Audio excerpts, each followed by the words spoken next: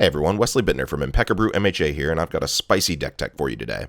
I've been brewing with Evil Mimic for a while, and he's got some very powerful synergies and strategies to develop, but in order to build him correctly, you have to stray pretty far from a typical UVS deck list. So I'm going to break down my deck list step by step and provide some context for my card choices. As a reminder, I like to review my deck lists in packages in order to better demonstrate card synergy, so some cards will show up in multiple slides. I'll leave a link to the full deck list in the comments though for anyone that wants to give it a spin. So first up, we have to talk about Mimic before anything else really makes sense. Mimic is a 6 hand size, 25 health character with a static ability that lets us commit up to one asset as if it were a foundation to pass checks. This alleviates one of the biggest downsides to running assets, as they'll be less of a burden on our resources when building them, even on turn 1. We can only commit one per check though, so we'll still need to place some foundations, but this lets us run nearly a 50-50 split in assets and foundations. Even disregarding the fact that assets tend to have very powerful abilities, balanced by them not being able to help you pass checks, this can give us massive advantages against decks looking to stun you or control your board, as asset interaction is much less common than foundation interaction. The other incentive we have for playing a lot of assets is Mimic's once per turn response that lets us get any 3-check attack from our discard to our hand whenever we check an asset. This ability gives us card advantage, card selection, and lets us run lean on attacks without reducing the potency of our kill and poke turns. It also lets us diversify our attack lineup, giving us more options without sacrificing consistency. Lastly, Mimic's third ability is a response that gives +2 or -1 damage to attacks whenever we commit an asset. This can be used both offensively and defensively, though it's worth noting that committing assets to pass checks only makes use of this response on defense, as our own attacks won't be in play until after we pay for them. But this can save you 1 vitality when half blocking or blocking throws. So what assets are we taking advantage of? Well, this is the core of the deck. 4 triggers, 4 training weights, and 4 box full of babies. Trigger has insane latent potential, being able to provide +1 to a check on both offense and defense before becoming a card draw and foundation readying, or just committing to pass a check. It's like 3 foundations in one, and we want this every time we see it. Training weights is our kill condition, and we always want 1, but they fall off in usefulness after the first. Using our response, this starts off as +3 damage the first time we use it, and it gets stronger with every attack. This makes our kill turns incredibly potent. Box full of babies gives us card selection and can be committed for +1 speed and +3 damage to all but one of our attacks, and can also be used on opponent's attacks for just -1 damage. This card is incredibly flexible and only gets better with multiples.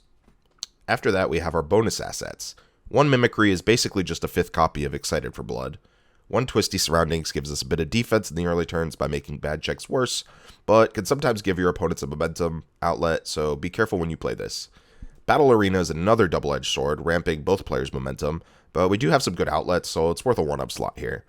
And lastly, 2 Aries can help ready some of our resources on defense, as well as giving us a last-ditch save against a lethal attack. Altogether, we have 17 assets, which is about a third of the deck. We still want some foundations though, since we'll need a few at least to help pass checks, and also they don't really make good spam assets, so we need a few of these to ensure a solid turn 1 build as well. Speaking of spam, we're running 4 human garbage that we can use to help ready our training weights, 4 quick to act as some bonus speed, and 4 serum bullets that actually really pull their weight as tech weapon foundations. We top that off with 4 Excited for Blood and 2 Nervous Habits. Nervous Habit helps make our moves even faster, and can help us manipulate our life total to turn on quick to act, giving us even more speed. Excited for Blood is just great value as card draw, life gain, and can help turn Wire Arrow into a full-on tutor from our discard for any tech card. That brings us up to 18 foundations. Our attack lineup starts with some really great openers. We will always have an asset for our 3 zipline darts, making this an excellent poke that can transition into a kill turn if our opponent overcommits to block this. 3 electromagnetic stomps can also open up with some stun, as well as giving us free activation of training weights, making our future attacks stronger. 2 piercing needles are another super fast poke that is just okay to open on, but I'd prefer to save them for later if possible. And finally, 3 trigger transformations output massive stats, as well as helping us build trigger assets from our discard if we've gotten some momentum. One of the strongest aspects of this deck is the finisher attacks. Nearly identical to our openers, but it's so rare that this many attacks are so good both early and late in the string. Blood Moon Rending is very powerful, able to strip their blocks and pump its own damage, but not all of our attacks will satisfy the combo requirements, so some sequencing is required to take full advantage of it. So we leave it as a 2-of that we can tutor up from our discard if we want it. Electromagnetic Stomp is a perfect stat dump as our only off-zone attack that may catch our opponent off guard. Piercing Needle holds the training weight damage very well by getting incredibly fast with EX3, and finally, Trigger Transformation can just hit incredibly hard for incredibly cheap late in the string, often for 10 plus damage all on its own. A really solid line we can take is Zipline, giving our next attack +2 speed into a stun 1 with Serum Bullet, which fulfills the combo requirement for Blood Moon Rending. Just a really cool play that takes advantage of Serum Bullets, and it all just comes together very nicely. Once you see the lines, the deck just starts to flow together really well.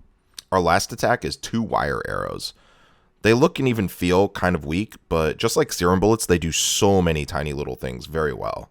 It's very blockable as a 4 mid, but if the opponent doesn't waste their block on this 4 damage move, you can stack an asset, guaranteeing a 5 check and a tutor response, setting up the rest of your turn incredibly well. It can also turn any of your assets into a trigger by giving you an instant momentum for a follow-up trigger transformation. You can also use that momentum for Piercing Needle's EX ability, or combo your hit with Excited for Blood to stack a tech attack like Electromagnetic Stomp onto your deck before drawing with Excited for Blood. Overall, I think Mimic has some very strong, very consistent plays on both offense and defense that might help prop him up in the current meta. That being said, I don't think this deck is done. There are a few optional tweaks to the attack lineup or ratios that could probably improve the deck, but I do believe that this is a solid starting point for anyone looking to play the character.